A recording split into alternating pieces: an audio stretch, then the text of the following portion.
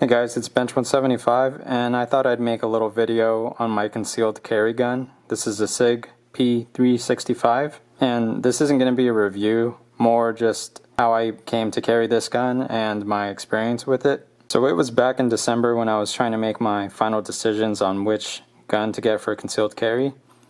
I knew I wanted a really small one because my plan was to carry an appendix. And so I was looking for a small gun that had good capacity.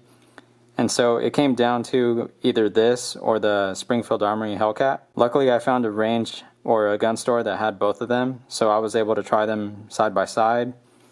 So when I first tried this gun with the flush magazine, it actually fits my hand perfectly. And I think it was the same thing with the Hellcat, where they both fit my dominant hand well. But it turned out when I compared them to be about 5 things that I liked the 365 a bit better. So first was the slide.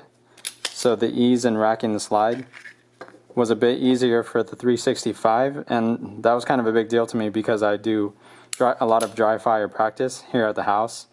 And so when you do dry fire, you take your shot, you have to rack, and then you can take your next shot. And so I knew I was going to be racking the slide a lot, and I liked the idea of having an easier one, not just for me, but also for anyone else I was practicing with, like my girlfriend. The second thing that made me choose this was I liked this trigger better than the Hellcat.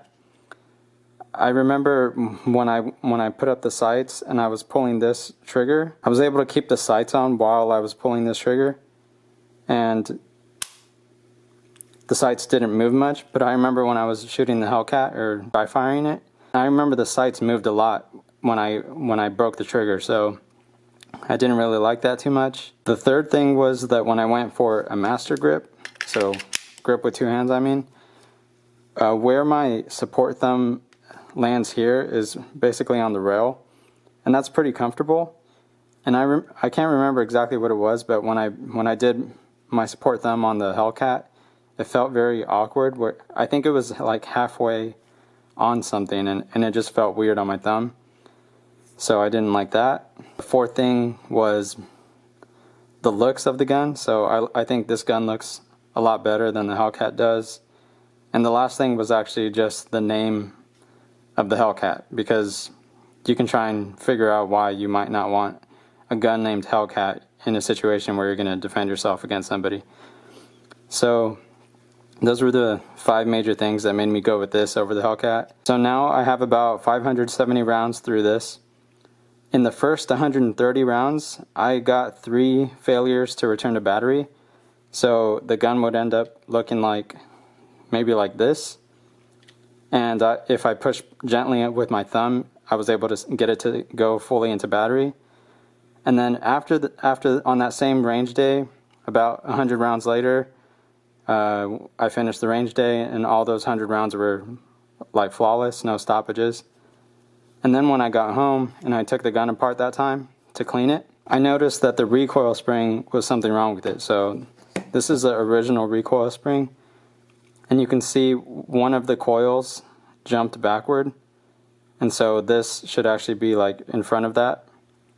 And I contacted Sig, and they sent me out a new one, and I read stuff online saying that this isn't a big deal, that the gun will still work, and it actually was working. I just happened to notice when I was cleaning the gun. And so now it has a second recoil spring in there, and it's had now a total of 570 rounds and no stoppages since that like initial break-in period. And those rounds were mostly this Federal Black Pack. I got a few of these, and I got some Academy Monarch 9mm target ammo.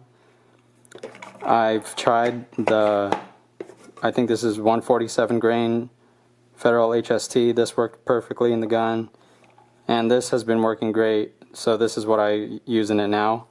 This is HST micro, so made specifically for micro concealed carry guns. To go back and talk to the trigger again, it is a weird trigger. There's not a soft, there's not a hard wall. Here, I'll show you what it looks like. It's kind of